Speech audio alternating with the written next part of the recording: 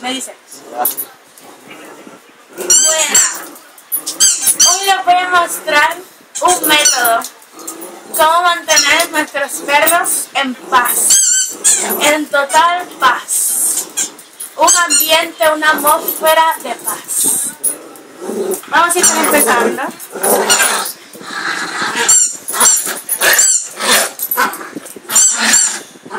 Vamos a ir empezando con una atmósfera de paz.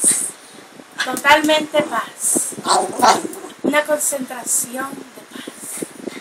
Relájense, respiren, relájense, respiren, súbanlo para que sientan la atmósfera,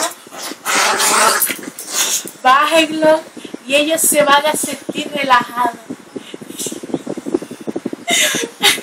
Y lo echan para el lado y para el otro lado. Y lo suben y bajan. Y mira cómo sienten.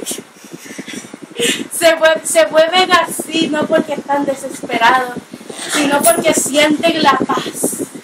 Sienten la paz alrededor de ellos. La paz. Respiren. Calmémonos. Unamos nuestras manos y haga esto todos los días y su perro va a ser un perrito de paz. Gracias.